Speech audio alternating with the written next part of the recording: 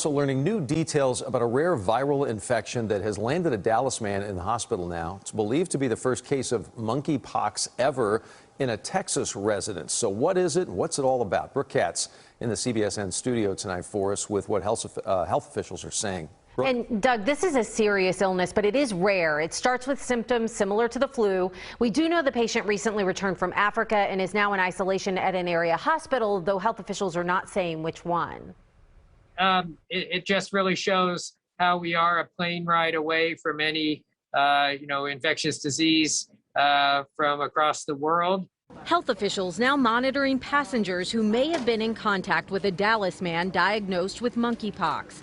We know he was on 2 flights, one from Nigeria to Atlanta on July 8th, another from Atlanta to Dallas Love Field July 9th.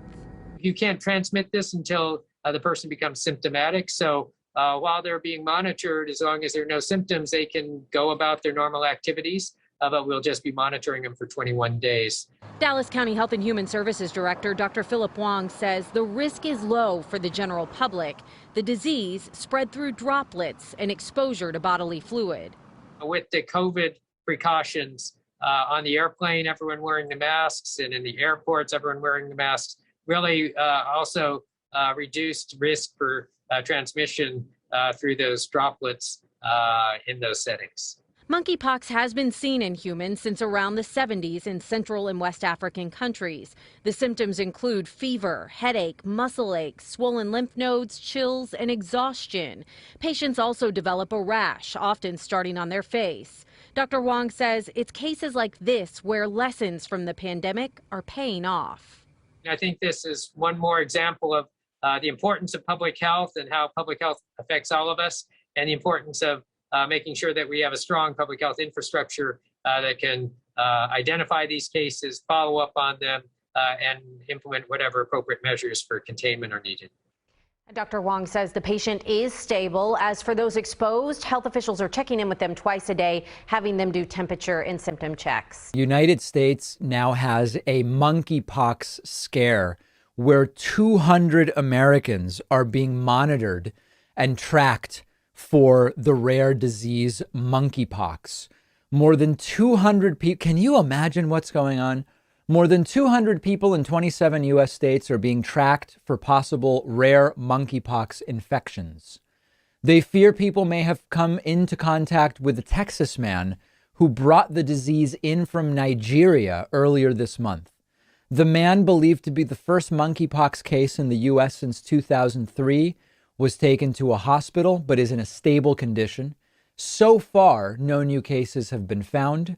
CDC is concerned passengers who were on 2 flights the man made may have been exposed. He flew into Atlanta, Georgia from Lagos, Nigeria on July 9th before taking a flight to Dallas, where he was hospitalized. The chances of the disease spreading on the plane were low because passengers had to wear face masks. Important detail that shouldn't be ignored.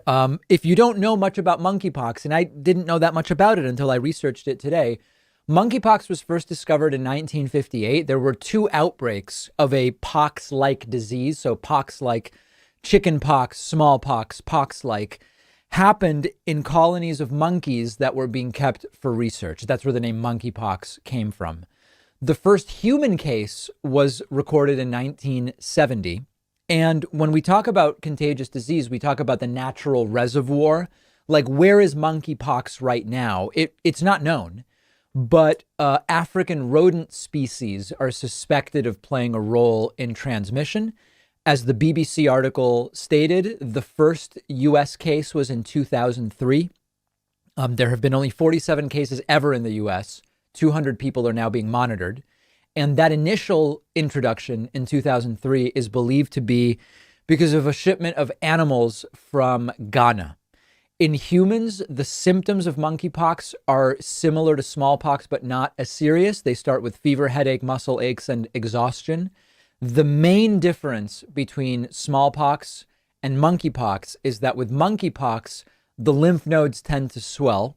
The incubation period, meaning the time from when you are infected to when you have symptoms, is typically 7 to 14 days. But like with all of these things, it's on a bell curve and it can actually range from 5 to 21 days.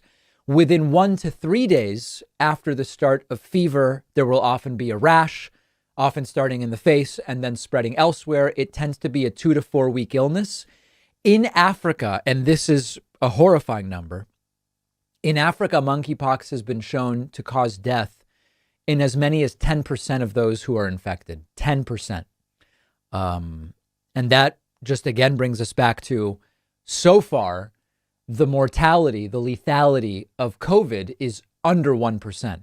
And we say, imagine if we had a flu with an 8% mortality rate or a 10%. Okay. The virus enters through broken skin. Even if the skin isn't visibly broken, it can enter through the respiratory tract, mucous membranes, meaning mucous membranes, meaning eyes, nose, and mouth.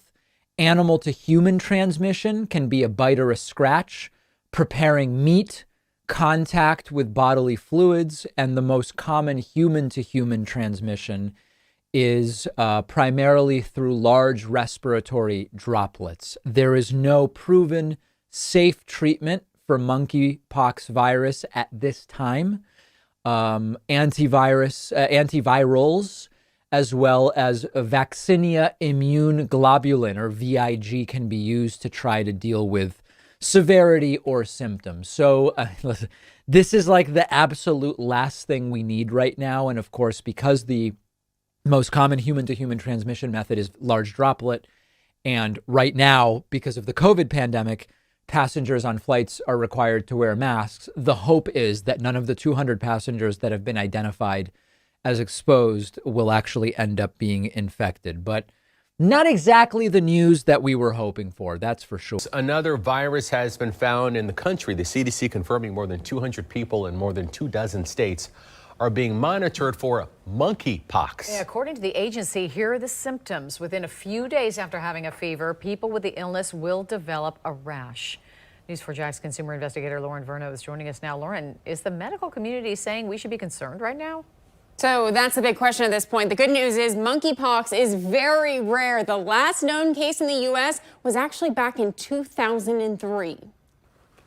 On July 15th, the CDC was alerted that a person traveling from Nigeria to Dallas was infected with monkeypox. Since then, 200 people in 27 states who could have come in contact with the person, including anyone who sat within 6 feet, flight attendants, or anyone who may have used the same bathroom, are being monitored by the CDC. Explain to me, what exactly is monkeypox? And the biggest question, do I need to be concerned? If you were to get monkeypox, it's going to present symptom-wise as sort of a flu-like illness, and then very quickly progresses to full body rash. So, UF Health Jacksonville Director of Infectious Disease and Prevention, Chad Nielsen, says monkeypox can be deadly, but is extremely rare because of where the virus originates. The general public, particularly here in the United States, doesn't really need to be worried about this. The only folks that should be worried are if you're handling or around small rodents or prairie dogs in the continent of Africa in certain regions. Or if you're importing exotic pets that are coming from Africa. So the CDC says human-to-human transmission of the virus is thought to occur primarily through large respiratory droplets. Sound familiar? Nielsen says the good news in this situation is because everyone on the flight was required to wear a mask, the risk of another passenger getting the virus is very low. Tark? Here's what we know about what's believed to be the first monkeypox virus infection in a Texas resident. The person traveled from Nigeria to Dallas, arriving at Love Field on July 9th. That person is now undergoing treatment at the hospital while contract tracing is being done. Again, health officials say there is little risk to the public here, but we know there would be lots of questions based on everything we've all experienced together. So we wanted to take some time to talk about this with an expert. So joining us right now is Dr. Ben Newman. He's a virologist at Texas A&M. Dr. Newman, thanks for being here. We appreciate it. Hi, how can I help? Well, this is the first time I have heard this word. I'm sure a lot of people have never heard of monkeypox before. What is monkeypox? Yeah, they should really call it squirrel pox. It does cause a bad disease in monkeys, but we think it actually comes from a variety of rodents that you find kind of across the rainforest band in Central Africa. And when it gets into humans, it causes a disease that would be similar to smallpox, which probably nobody remembers, or let's say similar to a very severe case of chickenpox. But in the worst cases, about 10% of the time, it can be fatal. And in those cases, it's going to get in and shut down the lungs. And it can also, in non-fatal cases, damage the cornea of the eye, resulting in permanent vision loss. Oh, so that does not sound good, but I think we all have a pretty good file now on what COVID looks like, how transmissible it is, what people end up, how it has jeopardized our entire society, frankly. How do you compare monkeypox to this global pandemic? Yeah, monkeypox has been on everybody's list of potential viruses that could be a problem at some point because it causes a very severe disease in people. And the only reason why it hasn't been a problem to this point is that the virus has not ever really figured out efficient human-to-human transmission. So the old wisdom here is that it takes large respiratory droplets and a lot of contact time. And that's something that we originally thought for COVID, but may not be as true with some of the newer variants. So it's possible that there's some variation here, but right now it looks like something that would be blocked very well with masks. And from what I understand, there were masks in place on the flight. So that's one nice thing that came from COVID, if anything could be said to be nice. Yeah, no, I mean, the masks on airplanes certainly going to eliminate a lot of transmission of things, you would think. So am I hearing you say that the risk to the public would be low, or can you quantify the risk?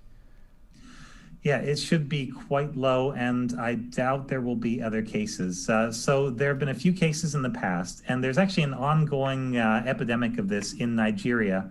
But the epidemic is about 50 cases per year, and they almost all seem to be from animal direct into person, like from the squirrel to the person. Human-to-human transmission occasionally happens, but usually it's only one set. So one person gives it to another, and then it stops. And so I think the risk is minimal, but it's good that this was caught in time. The other thing to factor in is that this virus has about a 1 to 2 week lag period between when a person's infected and they would first have symptoms.